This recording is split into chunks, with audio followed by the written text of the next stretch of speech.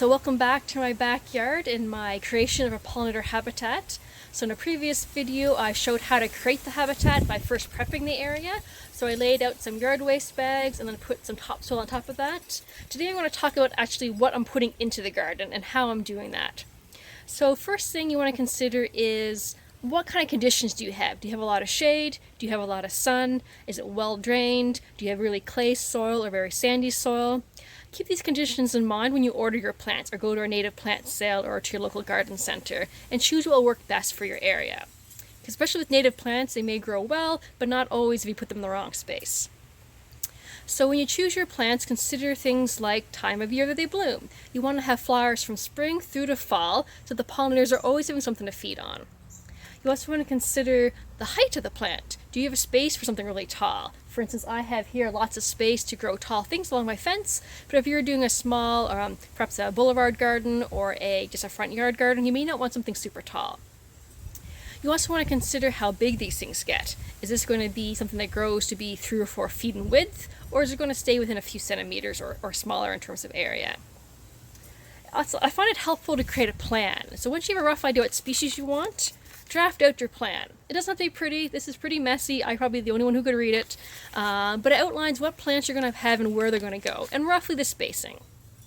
You need to remember that although these are pretty small right now, like this is my little baby trillium, it's not very big at all, a lot of these plants will grow bigger and will spread over time. So you need to consider leaving space for them when you plant, and also considering how many you need when you're actually going to buy them in the first place. It's very easy to get carried away when you're buying native plants.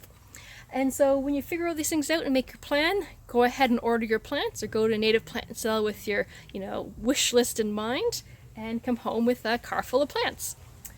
Of course, that's if you're creating a new garden. You don't always have to have a car full of plants. And then you want to lay them out as you described in your plan.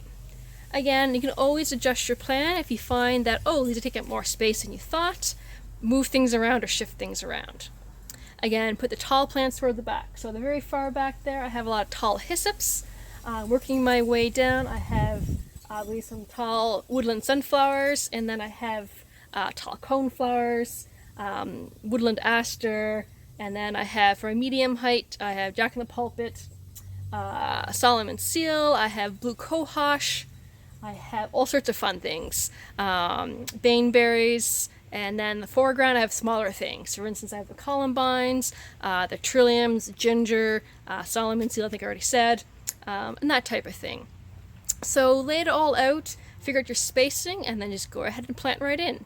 Be sure to water things, of course, after you finish planting, because even if the soil is slightly damp right now, you want to make sure those pore spaces are sort of filled in. And then just keep an eye on them over the course of the first planting season in particular. Even though they are native plants, that first year they are very susceptible to droughts and other types of weather conditions like that. But if you take care of it, it will reward you for many years to come. And the pollinators will benefit as well. So enjoy your garden, and of course put a sign up as well. We have pollination growth habitat signs that really show that you care about your garden, and it helps passerby, especially like in front yard settings, that this is actually a planned garden, and shows them very casually what you're doing and why. Talking why is it important to help pollinators. So good luck with your planting. And here's my garden. A full list of all the plants I have here in my garden is at the end of this video.